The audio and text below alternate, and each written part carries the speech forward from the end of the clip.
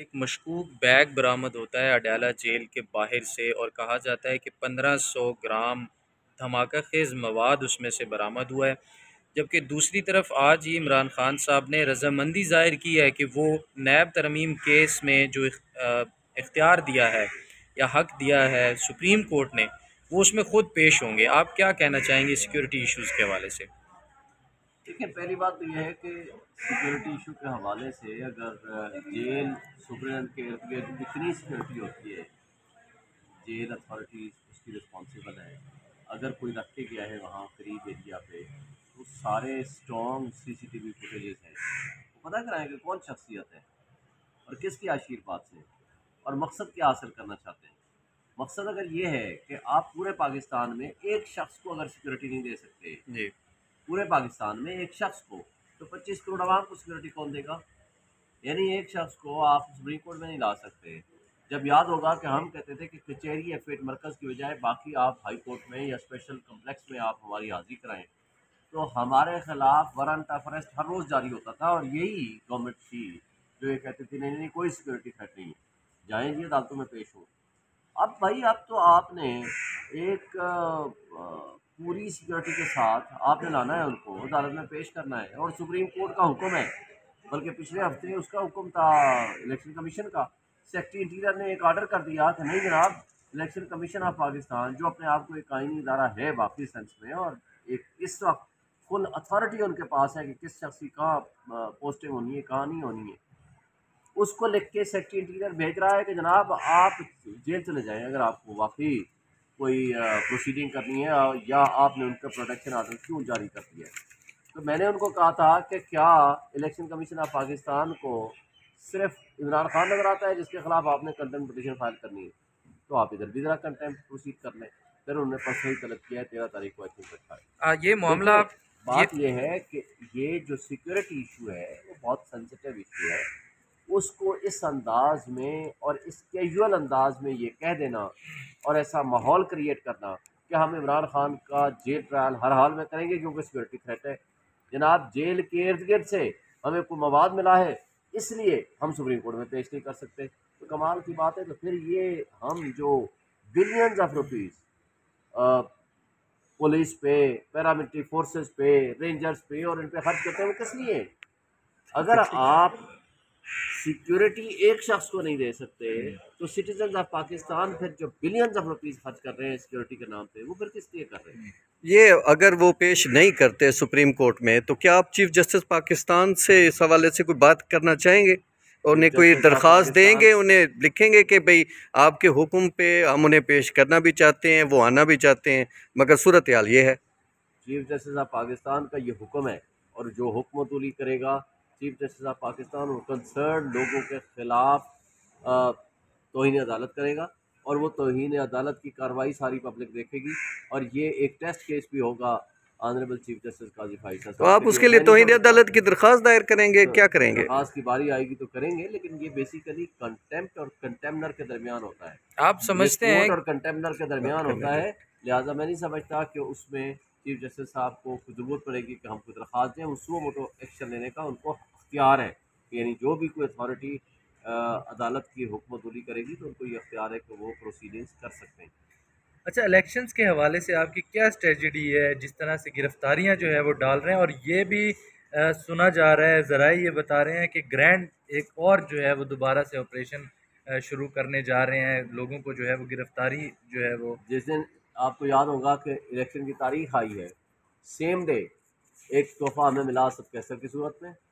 दूसरा तोहफा मिला, आपने देखा वो जो मासेरा में सारे के सारे हमारे वर्कर्स को गिरफ्तार कर लिया और वहाँ कुर्सियाँ सब उठा के ले गए और जो भी प्रोसीजर था सारा ख़त्म कर दिया। जो जलसा कर रहे थे वो भी हाई कोर्ट के हुक्म से, और उसके अलावा पूरे पाकिस्तान में कई लोगों से गिरफ्तारियों की शिकायत मिली है।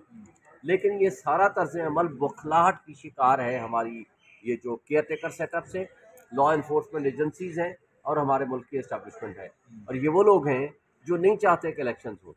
अब सिचुएशन ये है कि एक तरफ 10 महीने से गैर आइनी केपी और पंजाब के लोग बैठे हुए हैं, यानी 13 महीने बाद इलेक्शन होगा अगर 8 फरवरी को होता है। दूसरी तरफ 6 महीने बाद होगा फेडरल का और 2 सूबाई असम्बलियों का। ये अगर प्रेसिडेंट रिवाज पा गया तो फिर अगली दफ़ा क्या गारंटी है कि आप 13 महीने की बजाय 13 साल तक ना कराओ। फिर ज़ियाउल हक के मार्शल लॉ में और आज के अनडिक्लेयर्ड मार्शल लॉ में क्या फ़र्क है? नवाज शरीफ से MKM का वफद आज मिलने गया है। क्या आप देख रहे हैं कि अब सारी फोर्सेस और सारी सियासी जमातों को अब नून लीग की तरफ धकेला जा रहा है? क्या आप इस हवाले से कुछ कहना चाहेंगे? नवाज शरीफ के पास नहीं है। अगर नवाज शरीफ के पास पब्लिक होती तो MQM और जब नवाज शरीफ दोनों इकट्ठे मिलेंगे तो वो दोनों ज़ीरो हो जाएंगे।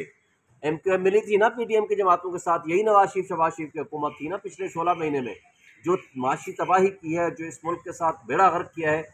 MQM खुद ब खुद ख़त्म हो गई है वहाँ अपने जगह पे, इसलिए कि एक बुरे आदमी के साथ या इस तरह की कैफियत में अगर एक MQM भी मिलेगी जिसके पास अपना कुछ वोट बैंक नहीं है तो वो उनसे हासिल क्या करेंगे? देखें, इसमें एक चीज़ पे सबको इकट्ठा होना चाहिए, वो है आइन और कानून की बालादस्ती और जमहूरियत के लिए फ्री एंड फेयर इलेक्शन का माहौल कराने के लिए। और जब तक ये नहीं होगा तब तक मैं समझता हूँ कि हमारे मुल्क में सही मानों में, ना ट्रू स्पिरिट में डेमोक्रेसी होगी, ना आइन और कानून की बालादस्ती होगी। अच्छा सर, मुझे ना एक चीज़ आप ज़रूर बताइएगा, इलेक्शन का ऐलान अभी हो चुका है, आपके कैंडिडेट्स क्या फ़ाइनल हो चुके हैं? आप कैंडिडेट्स को कैसे फ़ाइनलाइज़ करने जा रहे हैं? इस वक्त अगर उन कैंडिडेट्स को उठा लिया जाता है तो कैंपेन और जो लोग हैं वो वोट किसको करेंगे? इसके बारे में आपने क्या हिकमत अमली बना रखी है? पहली बात तो ये है कि हम आपको एक बात वाज़ेह बता चुके हैं कि हमारे पास पूरी हिकमत अमली हमने तैयार कर रही है, जो कि हम इलेक्शन के शेड्यूल आने के बाद उसको अनाउंस करेंगे। दूसरी बात यह है कि ये कहना कि हम हर हल्के से इलेक्शन लड़ेंगे या नहीं, हम हर हल्के से इलेक्शन लड़ेंगे। तीसरी बात यह है कि हर हल्के में हमारे पास कई कैंडिडेट्स हैं, इसलिए हम अपनी स्ट्रेटजी भी बना ली है और इंशाल्लाह हम तमाम हल्कों से इलेक्शन लड़ेंगे। पूरे पाकिस्तान में एक ही फेडरेशन की अलामत है, वो है PTI और इमरान खान, और अल्हम्दुलिल्लाह आज भी पब्लिक हमारे साथ खड़ी है। और आपने देखा कि हमारे साथ जो रवैया रखा हुआ है इलेक्शन कमीशन ऑफ पाकिस्तान ने, 30 अगस्त को पब्लिक और मीडिया की मौजूदगी में, वकीलों की मौजूदगी में अनाउंस किया कि जी आपको बल्ले का निशान मिलेगा, और उसके बाद आज तक आर्डर नहीं आया। और उसको रिकन्फर्म किया जब प्रेसिडेंट को मिलने गया चीफ इलेक्शन कमिश्नर और इलेक्शन कमीशन, और उस रिकन्फर्मेशन के बावजूद आज तक बल्ले का निशान नहीं है। इतने तो ये बौखलाहट का शिकार है। अगर इस तरह की बौखलाहट के बावजूद इनको कोई नहीं मान रहा, कोई इनको नहीं सुन रहा, तो इनको समझ आ जाना चाहिए कि पब्लिक का मूड, पब्लिक का स्टाइल कुछ मुख्तलिफ है। अच्छा, जरदारी कह मुझे रहे हैं। बताइएगा कि DC इस्लामाबाद और जो IG इस्लामाबाद हैं उनको तब्दील करने के 2 खतूत नोटिफिकेशन या ऑर्डर्स जो हैं वो जारी किए जा चुके हैं इलेक्शन कमीशन की तरफ से इस्टेब्लिशमेंट डिवीज़न को। अभी तक दोनों को तब्दील नहीं किया गया। इस मामले को आप कैसे देखते हैं और आइंदा आने वाले इंतखाबात पर किस तरह के असरात आप देख रहे हैं अगर नहीं तब्दील किया जाता? इसके साथ इजाफी सवाल ये भी कि आसिफ अली जरदारी ने नवाज शरीफ के हवाले से कहा है कि हम उसे वज़ीर आज़म नहीं बनने देंगे, बल्कि बिलावल जो है वो वज़ीर आज़म बनेंगे। ये कैसा? पहले सवाल का जवाब आसिफ जरदारी साहब के बयान की नफ़ी आ चुकी है, उनके जनरल सेक्रेटरी दे चुके हैं, कैसे उन्होंने कोई बयान नहीं दिया है। देखिए, मैं एक बात आपके जो पहला स्टेटमेंट है कि establishment division under the control है अब इलेक्शन कमीशन के आर्टिकल 220 के मुताबिक, और अगर वो उसकी हुक्म नहीं मानता तो उनके खिलाफ तौहीन अदालत करे ना, क्यों नहीं कर रहे? तो तौहीन अदालत क्या सिर्फ इमरान खान के लिए रखी हुई है? इलेक्शन कमीशन को यही तो मैंने कहा था। यानी इसका मतलब है कि आईनी इदारे को जिनके पास पूरी पावर्स हैं for the purpose of holding free and fair election, अगर उसकी कोई बात मानने को तैयार नहीं है तो वो अपनी पावर्स एक्सरसाइज करे, या सुप्रीम कोर्ट के हुक्म की रोशनी में वो अपने आप को साइड पे कर दें, रिज़ाइन कर दें। वो कहे कि हम इस कुर्सी के साथ वफा नहीं कर सकते, हम आइन के मुताबिक नहीं चल सकते और हमारी पावर्स नहीं है, हम अपनी पावर एक्सरसाइज नहीं कर सकते। तो जिनके पास अनडिक्लेयर्ड पावर है उनको कहे ना कि भाई हमारे पास आइन ने पावर दी है, और जिसके पास आइन की पावर है और जिसको सिक्योरिटी ऑफ टेन्योर है, अगर वो अपनी पावर्स एक्सरसाइज नहीं करेंगे तो ये 25 करोड़ आवाम भी आपसे पूछेगी, लोग भी पूछेंगे, और अल्लाह के यहाँ भी आपके यहाँ जवाब। अच्छा, आखिरी सवाल सुप्रीम कोर्ट के फैसले के बाद की बका के लिए क्या ये मुमकिन नहीं है कि जमातें जो है वो इकट्ठी बैठ जाएं? आपने ये नहीं सोचा कि मिसाक जमहूरियत कर लिया जाए ताकि जमहूरियत की बहाली जो है वो मुमकिन हो, असली अपने रूप में आए? आपका ख्याल है कि जिन्होंने वोट को इज्जत दो का नारा छोड़ के बूट को इज्जत दो का नारा उठा लिया हो, जो आज एस्टेब्लिशमेंट की छतरी नहीं उसकी गोद में बैठ गए हों, जिन्होंने वहाँ खड़े होकर महीना पहले वहाँ अनाउंस किया कि जनाब मैं तो बड़ा पता नहीं किस किस का एहतसाब करूँगा, मट्टी पाव वाला काम अब नहीं होगा। फिर यहाँ आकर के जो कुछ किया उसने, वो मट्टी पाव तो दूर की बात है, और जिस तरह सुपर लाडले के तौर पर उसको पेश किया जा रहा है जिन लोगों की तरफ से, उनके साथ क्या बैठे। लेकिन हमने तो पहले दिन से कहा था कि आए भाई, वन पॉइंट एजेंडा पे इकट्ठे हो जाएं, आवाम को फैसला करने दें, let the people should decide कि किसकी हुकूमत होनी चाहिए। ये जो सुपर लाडले, ये जो लोग, वो इदारे जिनका काम नहीं है इंटरफेयर करें पॉलिटिक्स में, आज न सिर्फ पॉलिटिक्स उनके कंट्रोल में चली गई है, मीडिया उनके कंट्रोल में चला गया है, माइनिंग उनके कंट्रोल में चली गई है, ज़राअत उनके कंट्रोल में चली गई है, पूरे इदारे उनके कंट्रोल में चले गए हैं, इवन यहाँ तक कि जजेस कंप्रोमाइज़ हो चुके हैं। अगर ये सिचुएशन रहेगी तो हमारा मुल्क कैसे आगे चलेगा। अफसोस से कहना पड़ता है कि हम आज भी ये मुतालबा करते हैं, तमाम सियासी और जमहूरी ताकतें अपनी ताकत को समझें, अवाम की ताकत को समझें। अवाम को आप झुटलाएंगे। जो शहबाज शरीफ ने क्या कहा, मैं आँख का तारा हूँ, मुझे उस पर फ़ख्र है। मैं किसकी आँख का तारा हूँ? इस्टेब्लिशमेंट की आँख का तारा हूँ जी, और मुझे उस पर फ़ख्र है। ठीक है भाई, करो फ़ख्र, लेकिन बात यह है कि अगर वोट आपने अवाम से लेने हैं, अवाम को फिर फैसला करने दो। तो इस्टेब्लिशमेंट तो पिछले साल कह चुकी है कि जी अब हम ए पोलिटिकल हो गए, हम सियासत में अमल दखल नहीं देंगे। लेकिन जो कुछ हो रहा है वो सब आपके सामने है। अच्छा, मेरा नामालूम तरीके से, नामालूम अंदाज से अगर इन्फ्लुएंस होगा तो ये गलत है। आखिरी सवाल सर ये है कि सुप्रीम कोर्ट के फैसले के बाद भी इंतखाबात नहीं हो सके थे। इलेक्शन कमीशन के कहने के बावजूद भी जो तकर्रियाँ हैं, तबादले हैं, वो नहीं हो रहे उस तरह से जिस तरह से कहा जा रहा है। आने वाले इलेक्शन आपको मौजूदा हालात में साफ शफाफ नज़र आ रहे हैं, और अगर हो जाते हैं तो फिर आपका क्या इसके ऊपर टेक होगा, कबूल करेंगे? साफ और शफाफ इलेक्शन तो दूर की बात है, पहले तो इसके ऊपर अभी तक सवालिया निशान लोग क्रिएट करने की कोशिश कर रहे हैं कि क्या 8 फरवरी को इलेक्शन होगा भी कि नहीं। हालांकि सुप्रीम कोर्ट ने कह दिया है, पत्थर पे लकीर है। भाई पत्थर पे लकीर होने के बाद इसहाक डार को किसने ये हिम्मत और जुर्रत दी है कि नहीं जी 8 फरवरी को इलेक्शन नहीं होगा? उसने परसों स्टेटमेंट दी है, किस कैपेसिटी में दी है उसने? क्या उसके खिलाफ कंटेम्प्ट प्रोसीडिंग नहीं होनी चाहिए? दूसरी बात, तो भाई साफ शफाफ इलेक्शन के लिए प्री पोल रिगिंग जिस अंदाज से जारी है, वो लेवल प्लेइंग फील्ड की बात होती है। भाई हमारे पास तो फील्ड ही नहीं है, हमें फील्ड दे दें, लेवल हम खुद कर लेंगे। मुझे ये बताएं कि पूरे पाकिस्तान में 100 से ज़्यादा मकामात पे हमने जलसे की इजाज़त मांगी, एक जगह पे नहीं मिली। लाहौर हाई कोर्ट के हुक्म पे लाहौर कारा में मिली, और जो आपने देखा हमारे सारे वर्कर्स को उठा लिया। सिमिलरली पेशावर हाई कोर्ट के हुक्म पे मिली, लेकिन पेशावर हाई कोर्ट के हुक्म के मुताबिक मौसेरा में आपने देखा वर्कर्स के साथ क्या हुआ।